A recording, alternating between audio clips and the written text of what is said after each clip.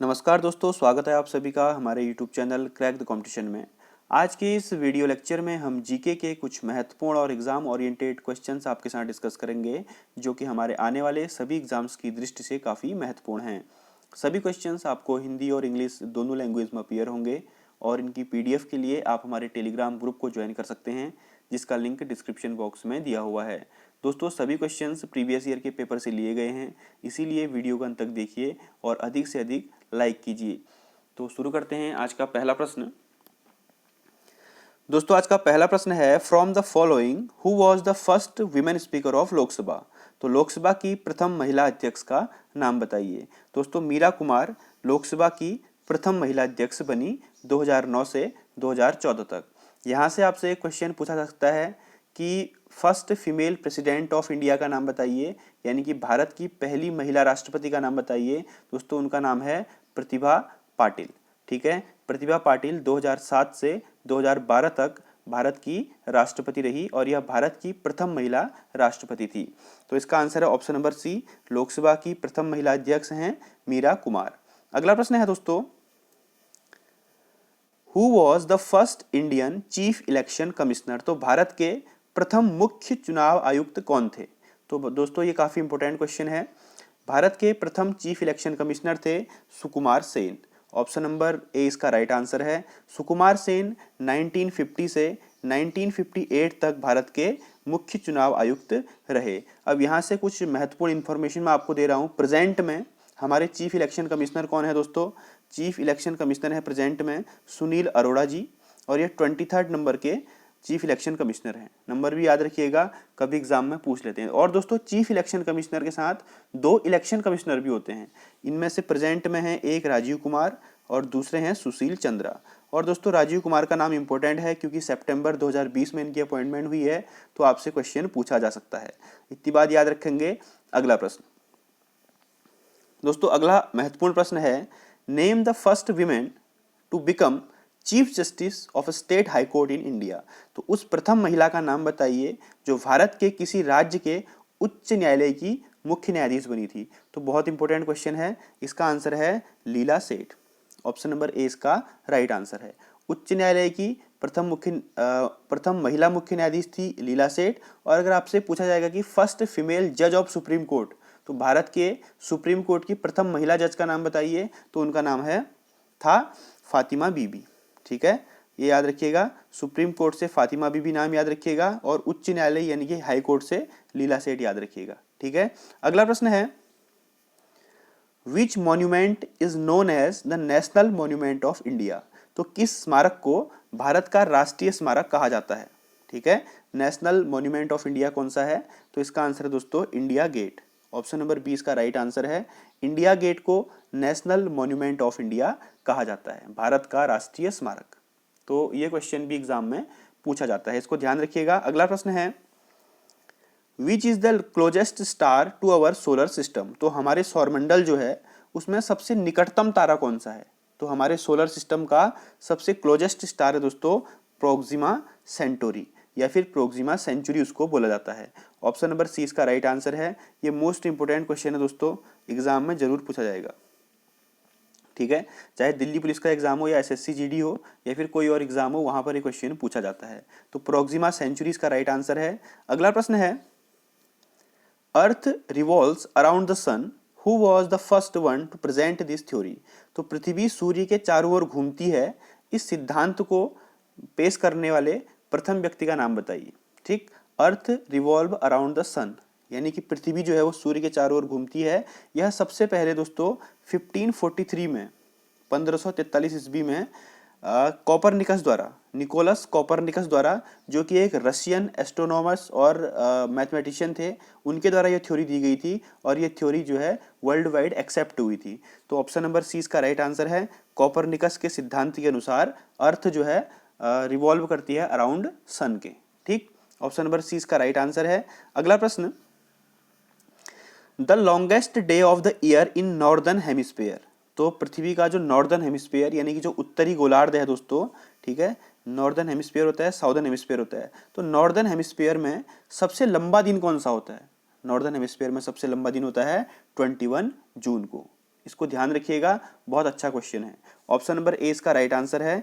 21 जून को उत्तरी गोलार्ध में वर्ष का सबसे लंबा दिन होता है। The deepest trench of Indian ocean, तो हिंद महासागर की सबसे गहरी खाई कौन सी है दोस्तों? क्या होगा इसका आंसर? Java trench. ठीक, हिंद महासागर की सबसे गहरी खाई है जावा ट्रेंच, जो कि 3960 मीटर या फिर 12,990 फीट, 12,990 फीट गहरी है।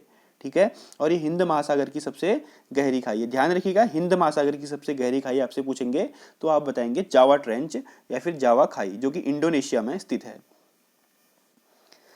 Which of the following country is called the land of golden pagoda, तो लैंड ऑफ गोल्डन पगोडा किस देश को कहा जाता है? दोस्तों यहाँ पर बहुत ज्यादा बुद्धिस्ट स्तूप हैं, ठीक है, और जो स्तूप का ऊपर का पार्ट होता है उसे पगोडा कहा जाता है, तो सारे गोल्डन कलर के होते हैं, तो म्यांमार इसका राइट आंसर है। ऑप्शन नंबर बी, म्यांमार को लैंड ऑफ गोल्डन पगोडा कहा जाता है। बात करते हैं म्यांमार की, तो म्यांमार की कैपिटल है दोस्तों नई पैटो, नई पैटो, ठीक है, इसका प्रोनाउंसिएशन ये होता है, और यहाँ की करेंसी है क्याट, KYAT, क्याट। इतनी बात ध्यान रखिएगा, ये क्वेश्चन एग्जाम में पूछा जा सकता है। अगला प्रश्न है, the capital of the Mauryan kingdom was located at, तो जो मौर्य साम्राज्य था जिसके संस्थापक थे चंद्रगुप्त मौर्य, और प्रथम शासक और संस्थापक थे दोस्तों चंद्रगुप्त मौर्य, मौर्य वंश के, और अंतिम शासक कौन थे? बृहद्रथ। ये भी ध्यान रखिएगा, ठीक है, ये भी एग्जाम में पूछते हैं कि अंतिम शासक थे बृहद्रथ और प्रथम थे चंद्रगुप्त। तो इनके राज्य की राजधानी कहाँ थी? पाटलिपुत्र। ऑप्शन नंबर 20 का राइट आंसर है। पाटलिपुत्र को प्रेजेंट में पटना भी कहा जाता है, जो कि बिहार राज्य में स्थित है।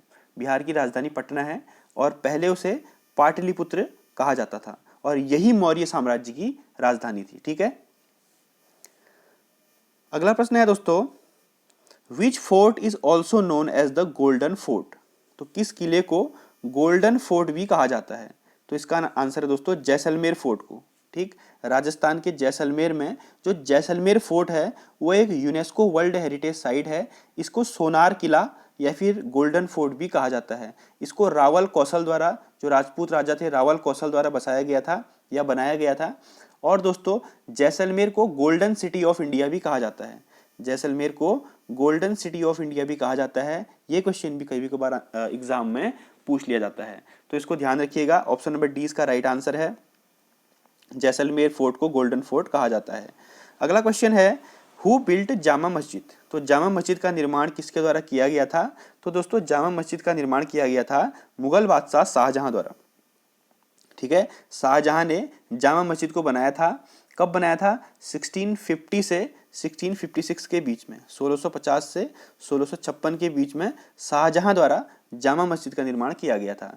तो इसको ध्यान रखिए, अच्छा क्वेश्चन है। अगला प्रश्न है, Who among the following was the Prime Minister of England when India was given independence? तो जिस समय भारत को स्वतंत्रता प्राप्त हुई थी 1947 के समय में, उस समय इंग्लैंड का प्रधानमंत्री कौन था? दोस्तों एसएससी का बहुत फेवरेट क्वेश्चन है, हर बार पूछता है एसएससी इस क्वेश्चन को। तो उसका नाम था एटली। ठीक है, डेविड एटली उस समय इंग्लैंड का प्रधानमंत्री था 47 के समय पर। ठीक, ऑप्शन नंबर 20 का राइट आंसर होगा। इस क्वेश्चन को ध्यान रखिएगा।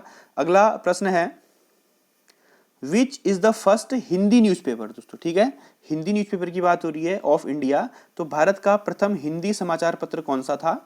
तो भारत का सबसे पहला हिंदी समाचार पत्र था उदंत मार्दंड।